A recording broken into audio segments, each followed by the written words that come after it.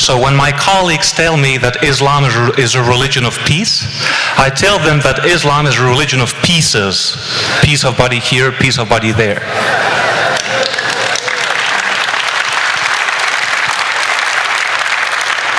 Now, this panel is about radical Islam. I would take the word radical out of the equation. The problem is Islam.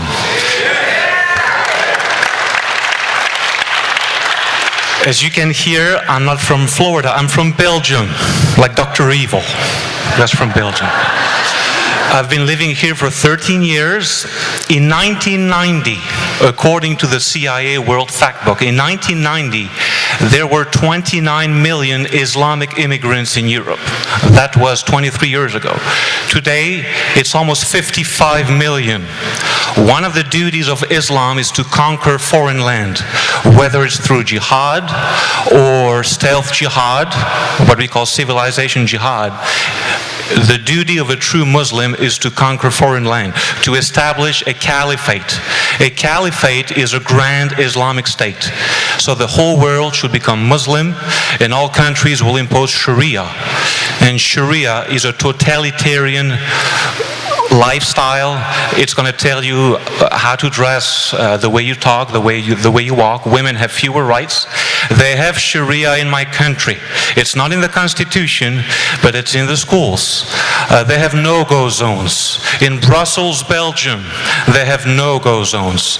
A no-go zone is a zone that is occupied by Muslims where even the police are afraid to go.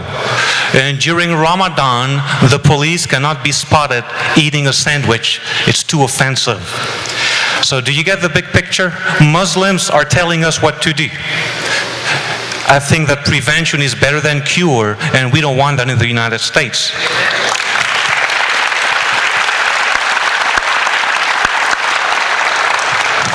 Now, you've heard of the Cathedral of Cologne. Who knows what I'm talking about, the Cathedral of Cologne?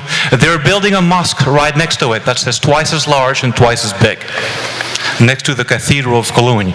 In England, they have 87 Sharia courts, headed by an Islamic judge, which means that the husband can beat his wife. In the United States, we have no Sharia courts, not yet, unless we take action. There is a movement called ALAC, American Laws for American Courts, and it's a movement that opposes Sharia. Now, it doesn't say Sharia in its bill, it says foreign laws, no foreign laws. Now, the state of Oklahoma made a mistake. They wanted to oppose Sharia, and they said no Sharia law. They were sued by the Supreme Court. So, if I were to give you solutions as to what we can do, is basically to have no foreign laws, right? The place to take it is to the local level. The White House has been infiltrated by the Muslim Brotherhood, so the White House is not the way to go. The place to go is to go to the local people.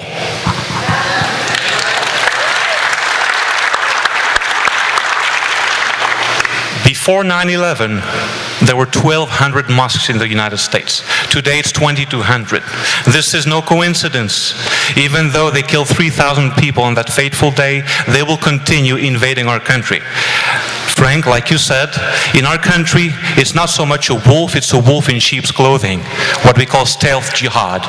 Infiltrating our education, infiltrating our cultural system, imposing political correctness and hate crime bills. If they can do it in Europe, if they can do it in Canada, they can do it here.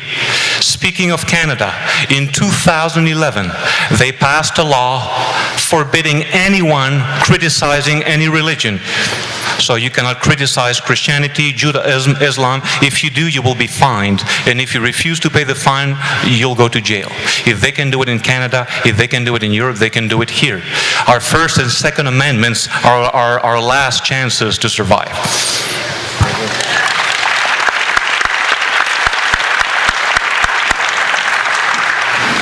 In academia, rumor has it that most professors are liberals. No.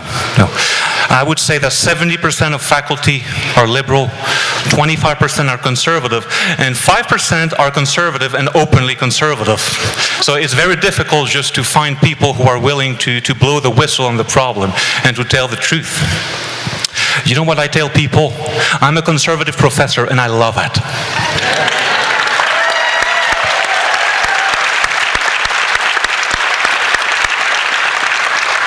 Now, we do have Muslims who are on the fence. The problem is that they're not the problem, but they're not the solution either. A lot of them do not criticize their brothers and sisters who are evil, who are just committing terrorist acts. It's out of fear.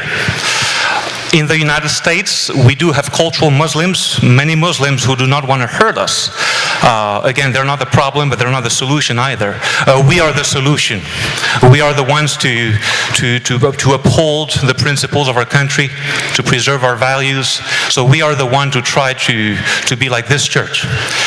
Just like we have a rise of Islam, we have a demise of Christianity.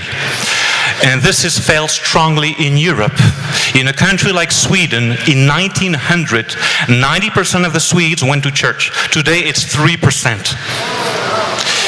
In England, where you have the Anglican Church, in 1900, 90% of British went to church. Today, it's 10%.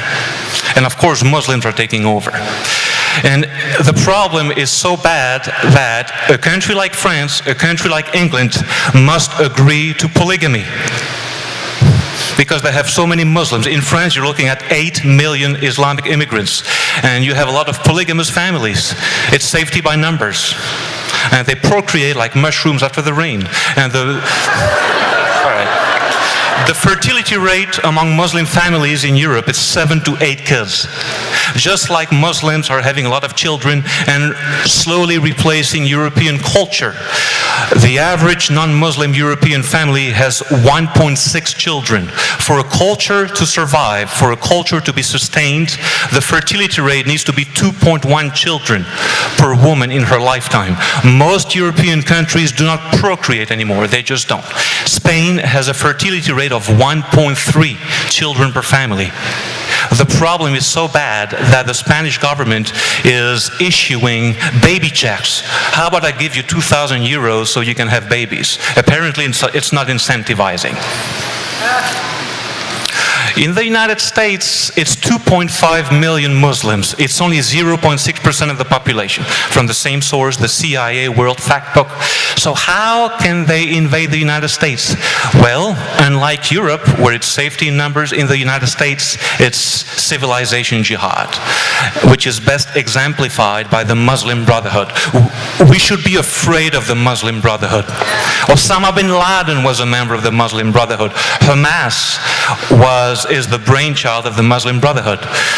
But somehow they have successfully passed themselves as moderate. They have convinced a lot of Americans that they're not a terrorist organization. Well, the difference between Islamism and Islam is like the difference between a wolf and a wolf in sheep's clothing. You have people in military fatigues and you have people in a suit. Different methods, same objective. That's what people need to understand. Thank you.